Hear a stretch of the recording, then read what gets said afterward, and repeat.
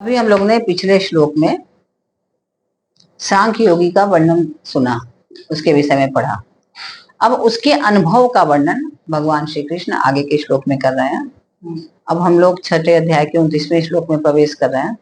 सर्वभूतस्थमात्मानं सर्वभूतानि चात्मनि ईक्षते योगयुक्तात्मा सर्वत्र समदर्शनः। अब यहाँ भगवान बता रहे हैं कि ईक्षते योग युक्तात्मा सर्वत्र समदर्शनः। सब जगह एक सच्चिदानंद ही परिपूर्ण है और कुछ भी नहीं है। सब जगह वही एक तत्व व्याप्त है। या यत्र तत्र सर्वत्र, जिधर भी दृष्टि आपकी जाए उधर ही वही परमात्मा ही परिपूर्ण है और कुछ भी नहीं है। जैसे मनुष्य चीनी का बहुत सारे खिलौने बनाते हैं, बहुत से लोग बनाते हैं ना, आप लोग ने होगा, देखा होगा आपने, उसके कलश बनाते हैं, करवा चौथ पे उससे दान करवाते हैं। और हाँ, घोड़े, चिड़िया, तोते ऐसे बनाते हैं। तो जितने भी आपने बनाए, चाहे आप घोड़ा उसमें से उठा लीजिए, चाहे कलश उठा लीजिए, चाहे उसकी गाय उठा लीजिए, कोई उठाइए, वो क्या है, वो किस चीज का तत्व, क्या उसमें किस चीज से बना है? चीनी से। तो उसका मूल चीनी है। उसको यूज करने वाला कभी फेंकता नहीं है, कहे हमने इसका काम कर लिया, अब इसको हम गला के खा लेंगे। चीनी मिट्टी नहीं, मिट्टी नहीं, चीनी, चीनी खाने वाली। दीपावली पे जो खिलौने, हाँ, चीनी के, हाँ, जैसे वो डिफरेंट फॉर्म में होते हैं। लाइक खिलौने जो है विभिन्न रूपों में दिख रहे हैं। कोई घोड़ा कह रहा है उसको, कोई कह रहा है देखो बंदर भी है इसमें, देखो कोई कह रहा है कि इसमें गाय भी है, कोई इसमें गुड्डा गुड़िया भी बने हुए हैं। लेकिन वो चाहे गुड्डा गुड़िया उठा लो या गाय उठा लो या आप कलश उठा लो, कुछ भी उठा लो, वो क्या है? चीनी है। उसका मूल तत्व चीनी है। ऐसे ही आप कंगन पहनी है या चेन पहनी है या अंगूठी पहनी है, नाक की लौंग पहनी है, गले का हार पहनी है, उसमें क्या है? एक ही तत्व है, स्वर्ण। स्वर्ण से ही बना है। आपको अगर काम की आवश्यकता होगी, सबको उठाएंगी, एक में डालेंगी, गलाएंगी और उसको बेच देंगी, है ना, और आप उसको यूज कर लेंगे। क्योंकि फिर आपने देखेंगे, अब भूल जाएंगे कंगन था कि अंगूठी थी कि चेन था, क्या था, कुछ मतलब नहीं है। वो एक ही तत्व है, उसमें सोना है। ऐसे ही मिट्टी से बनी हुई चीज को आप देखिए, तो चाहे आप घड़ा ले लीजिए, चाहे आप चिमटा ले लीजिए, उससे कुछ भी बनवा लीजिए, आप कोई खिलौने बनवा लीजिए, लेकिन उसमें एक तत्व है मात्र, वो क्या है? मिट्टी। तो इसी तरह से जो क्या है, विभिन्न चीजें दिख रही हैं, लेकिन उन सब चीजों का तत्व कौन है? परमात्मा तत्व। उन सब में हम जो नाना ढंग से खेले खिलौना माटी का, है ना, तो जो एक नाना ढंग है सबका खेलने का, किसी में आप दिख रहे हैं, किसी में आप दिख रहे हैं, किसी में अलग अलग सबका रूप है, लेकिन तत्व सबका एक ही है, कोई अलग नहीं है।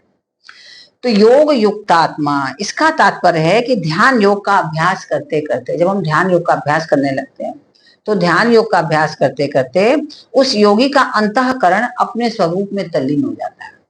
उसका स्वरूप क्या है? वही परमात्मा तत्व। जब हम निरंतर ध्यान करते हैं, तो एक दिन के ध्यान करने से नहीं होगा। जन्म जन्म मुनि जतन कराई, अंतराम के कहू आवत नहीं। पूरे जन्म जन्म भी जतन करता है। क्यों? कि जतन तो कर रहा है, लेकिन ऊपर ऊपर मन कुछ कहीं और चल रहा है, तो कहाँ से लाभ होगा?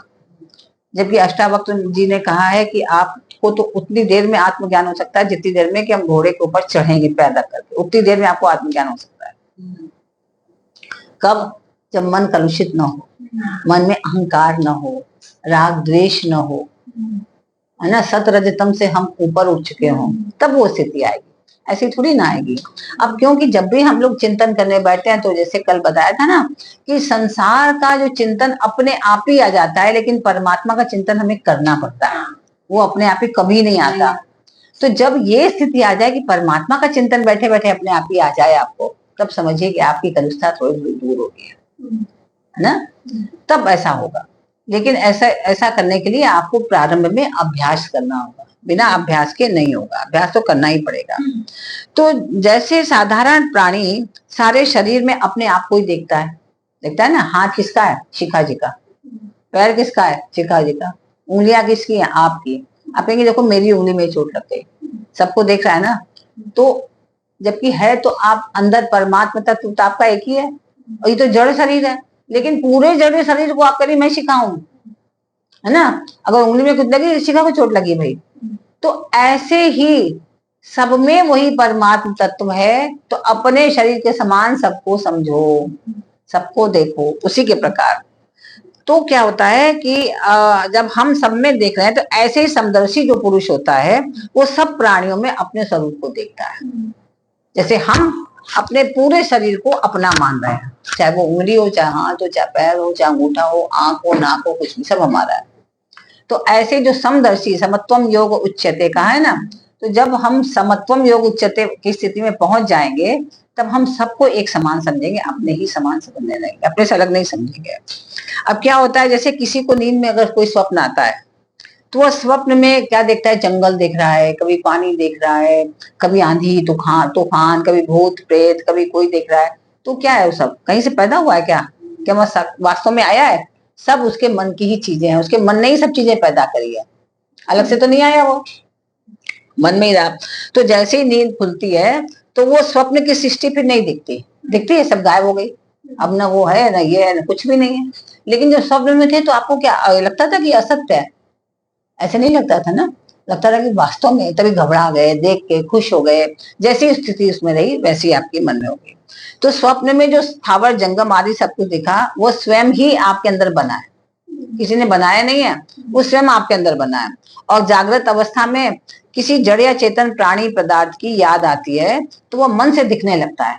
आपको अगर अपने बेटे की याद आएगी, तो दिखने लगा, मेरे बेटा आया, ऐसा हुआ वैसा हुआ, ऐसे तो दिखने लगा ना, कि जबकि आपको दिख नहीं रहा है, नहीं प्रत्यक्ष में, लेकिन आपको दिख रहा है। और याद हटते ही वो सब दृश्य अदृश्य हो जाता है। जब याद हट गई, तो दृश्य खत्म, फिर नहीं दिख रहा है, फिर आप एजिटिव जैसे हैं वैसे होने लगे आप। तो याद में सब कुछ अपना मन ही बना है, हमारे मन ही सब कुछ कर रहा है। जब सोए थे तो भी मन ने ही सब कुछ बनाया, और वास्तव में कुछ नहीं था, जागृत थे तो गायब। ऐसे जागते में भी किसी के बारे में हमने सोचा, तो समझ दिखने लगा, और सोचना बंद किया तो गायब हो गया। तो ये सब नाटक किसका है? सब मन का ही है, सब मन सही है। ऐसे ध्यान योगी संपूर्ण प्राणियों में अपने स्वरूप को स्थित देखते हैं, है ना। और स्थित देखने का तात्पर्य कि संपूर्ण प्राणियों में सत्ता रूप से अपना ही स्वरूप देखते हैं। चाहे कोई भी व्यक्ति है, उसमें वो अपने ही स्वरूप को देख रहे हैं। स्वरूप के सिवाय दूसरी कोई सत्ता है ही नहीं, एक परमात्मा स्वरूप ही है। क्योंकि संसार जो है, एक क्षण भी एक रूप नहीं रहता। आप देखो, बच्चा पैदा हो रहा है, दिन रोज बदल रहा है, रहता है क्या? आज स्थितियां हैं, वो कल नहीं रहेगी, कल स्थिति बदल जाएगी। तो हर क्षण बदल रहा है। तो संसार के किसी रूप को एक बार देखने पर, अगर हम दोबारा उसको कोई देखना चाहे, तो उसको देख नहीं सकता कि कल फिर वैसी स्थिति हो जाए। कहाँ होता है? जो चीज आपको आज प्राप्त हुई है, कल फिर वैसे ही प्राप्त हो जाए, ऐसा संभव नहीं है ना, कुछ ना कुछ उसमें चेंज जरूर आ जाएगा। तो ऐसे जो परिवर्तनशील वस्तु है, व्यक्ति है आदि में, योगी क्या करता है कि सत्ता रूप से अपरिवर्तनशील अपने स्वरूप को ही देखता है। क्योंकि देखता है कि बाकी जितनी भी चीजें हैं सब परिवर्तनशील है, जितनी भी चीज आपको दिखी सब परिवर्तनशील है, सब परिवर्तित हो रही है, लेकिन जो अपना स्वरूप है वो अपरिवर्तित है, कभी नहीं बदलता। तो इसलिए योगी का पूरा ध्यान उस पर ही रहता है। सर्वभूतानि चात्मानि, क्या करता है कि वह संपूर्ण प्राणियों को अपने अंतर्गत देखता है, ये सब मेरी ही आत्मा है, सब अलग नहीं है, इसी की सब निकली हुई है। तो अपने सर्वगत असीम सच्चिदानंद घन स्वरूप में ही सभी प्राणियों को तथा सारे संसार को वो देखने लगता है। तो जैसे कि एक प्रकाश के अंतर्गत, प्रकाश तो एक ही है, लेकिन उसमें लाल, नीला, पीला, काला, हरा, सफेद, सब अलग अलग कलर दिख रहा है। किसके कारण दिख रहा है? किसके कारण दिख रहा है रंग? नहीं, प्रकाश के कारण। अभी बंद कर दो तो दिखेगा क्या? अभी अंधकार हो जाए तो कोई कलर दिखेगा? कोई भी कलर नहीं दिखेगा। जब प्रकाश के कारण सब अलग अलग रंग दिख रहे हैं, तो वे सभी प्रकाश से ही बने हुए हैं। जितने भी रंग बने हैं प्रकाश से ही बने हैं, प्रकाश के बिना तो नहीं दिख रहे हैं। तो अंधेरे में भी दिखे, अंधेरे में नहीं दिखेंगे, और प्रकाश में दिखते हैं। तो जैसे जितनी वस्तुएं दिखती है, वे सभी सूर्य से ही उत्पन्न हुई है ना। तो और सूर्य के प्रकाश में दिखती है। ऐसे ही जो योगी है, संपूर्ण प्राणियों को अपने स्वरूप में ही पैदा हुआ मानता है, कि जितने भी संसार के प्राणी हैं सब मेरे ही स्वरूप में पैदा हुए हैं। जैसे मैं हूं, ऐसे ही संपूर्ण प्राणी भी हैं। तो इस प्रकार हमें क्या करना चाहिए कि व्यवहार में प्राणियों के साथ अलग अलग जो बर्ताव हम लोग करते हैं, ऐसा नहीं करना चाहिए। उनको समदर्शी के समान व्यवहार करना चाहिए, कि समत्वम योग उच्यते। जब हम सम समझेंगे, सबको अपनी ही आत्मा से समझेंगे, तभी हम एक जैसा व्यवहार कर पाएंगे।